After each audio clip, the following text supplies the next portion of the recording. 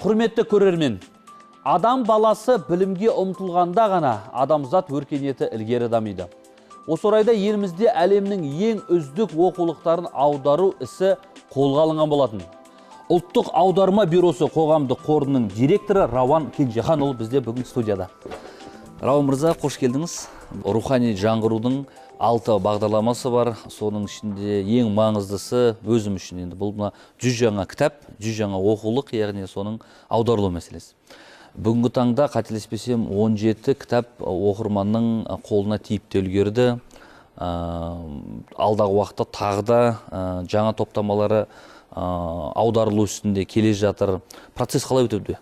Көпшілік ойлайтын, аударма деген бір екінің бірінен қолынан келе беретін, тіл білсе болды отырып жасай беретін жұмыс шығар деп.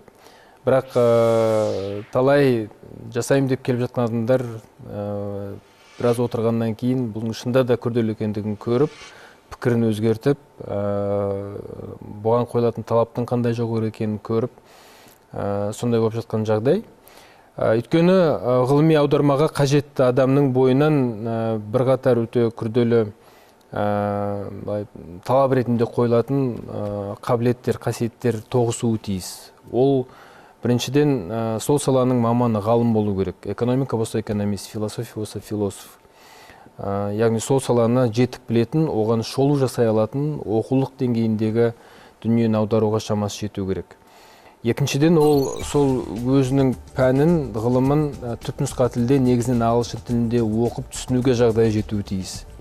Үшіншіден сол оқығанын, түйгенін қазақ тілінде жатық, ұғынықты, түсінікті қылып жеткізе алуы керек. Осындай талаптың барлығының бір адамның бойынан кездесе қоюы сирек. Бірақ жоқ емес. Жоғары оқу орындарында, осы гуманитарлық бағыттағы факультеттер мен кафедраларда осы талаптарға сәйкес келетін буын қалыптасып қалған жас ғалымдардың. Сондықтан негізгі аударма жұмысын, яғни мәтіннің алғашқы нұсқасын шығаратын осы жас ғалымдар.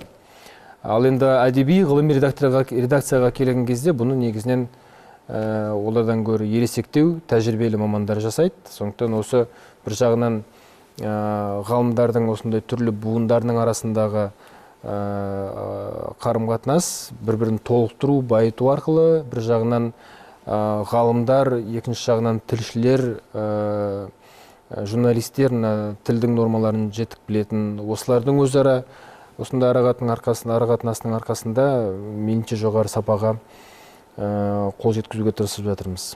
Өте жақсы. Рауан мырза, қателеспесем, бұл оқулықтардың тиражы да тәп-тәуір. Солай емес па? 10 мың әрқайсысы. 10 мың тиражбен, енді бұрынғыдай 1000-2000 деген емес, 10 мыңдай, және қазіргі таңда алғашқы оқырмандар қолдарына ұстап та үлгерді. Ол енді тарату процесі қалай жүзеге асуда? Бұл жобада Ұлттық аударма бюросы қоғамдық қоры Білім және ғылым министрлігінің тапсырысын орындаушымыз. Сол тапсырысқа сәйкес 110 жоғары оқу орнына, біздің елдегі барлық аймақтарға қамтылған, осы 10 мың тираж таратылып беріледі. Осыны естіп жатқан біздің бүкіл халықаралық үлкен әріптестер шын мәнінде былай үлкен таңданумен, бір жақсы қызғанумен де қарайды деп айтуға болады, өйткені бұндай жоба шынында да әлемде жоқ. Мемлекет өз қаражатына, мемлекеттің басшысының бастамасымен дүниедегі ең жетік, ең жақсы деген оқулықтарды алып, оларды өз еліндегі студенттерге аударып және тегін таратып жатқан тәжірибе жоқ. Қазіргі дүние жүзіндегі оқулық нарығы бұл өте күрделі коммерциялық индустрия. Анау Менкьюдің Economics деген оқулығының бір данасының американдық студент сатып алатын құны $270 дүкенде. Сондықтан осындай оқулықтар өте қымбат болғандықтан, әдетте батыстағы оқу орындарында солардың төңірегінде кітап сатумен айланысатын кәдімгідей өзінше бөлек бизнес бар. Өйткені кітапты екінші, үшінші қайтара сатып алатын жағдай бар. Мәселен, сіз $270 кітап сатып алдыңыз жаңа, қалтаңыз көтеретін шығар. Менде ондай мүмкіндік жоқ. Сондықтан сізден кейін келесі жылы мен оқулықты барып сатып алам. Мен де оны баптап күтіп оқимын, жыртып алмай түбін түсіріп, ары қарай тағы біреуге беремін. Сол сізден кейін мен $100 қалам, менен кейін біреу $50 қалады. Сөйтіп, үшінші, төртінші айналымда ол оқулық $20-30 дейін баруы мүмкін бағасы. Сондықтан да ол оқулықтарды правосын, құқықтарын ұстап отырған баспалар, авторлық топтар немесе жекелеген авторлар оны кім алып жатыр, қалай аударып жатыр, қалай басып жатыр, кімге таратып жатыр деген сұрақтарды өте мұқият қадағалап, бізбен қол қойған кезде шартта соның барлығын жеке-жеке талқылап, ол ертең еркін таратылып кетпей ма интернетте, көшірмесі ертең базарда сатылып кетпей ма деген сұрақтардың бәрін кәдімгі өте жіті қадағалайды. Жауапкершілік күшті дейсіз ғой? Жауапкершілік өте күшті. Кейбір кітаптарды тіпті басқа елдерде басуға рұқсат жоқ. Мәселен, биыл аударып жатқан 30 оқулықтың ішінде атақты Эрнст Гомбрих деген өнертанушының History of Art, өнер тарихы деген атақты кітабы бар. Ол енді 20-дан аса тілге аударылған, жалпы таралымы 8 миллион данадан асқан сондай бір атақты кітап. Өнер тарихымен таныстыратын, әсіресе өнер тану саласында жүрген мамандар жақсы білетін оқулық.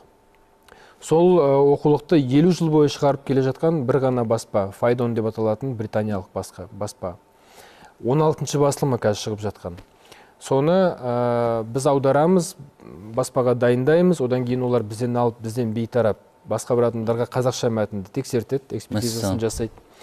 Содан кейін неге сапасы дұрыс деген оларға пікір келсе, онда оны Қазақстанда емес, Гонконгта басып, Қазақстанға жеткізіп береді. Өйткені анау соншалықты құнды нәрсе олар үшін коммерциялық тұрғыдан. Бұл оқулық нарығы көркем әдебиет нарығынан әлдеқайда үлкен, әлдеқайда күрделі, оның төңірегінде өзінің экономикасы бар, сондай бір қызық сала.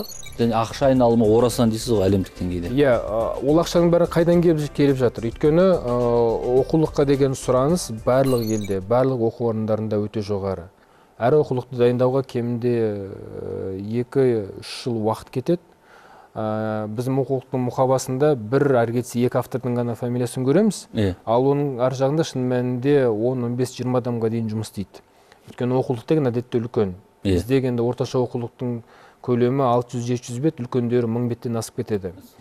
Сондықтан ол мәтінді жазудан бұрын ар жағында мәлімет жинау, кейстерін дайындау, ол мәліметтердің растығын дәлелдеу, тексеру. Содан кейін енді экономика мен бизнеске байланысты болса, онда ол ар жағында тұрған мыңдаған компаниялардың рұқсатын алу, бренд атаулары, тағысын тағы толып жатыр. Сол жұмыстың барлығын реттеп, бір оқулықты дайындауға кететін ақша көлемі, енді бізге үлкен баспалардың айтып отырғаны, кемінде $1,5 миллион жасап құрастыру үшін, әйтпесе одан да көп кетеді.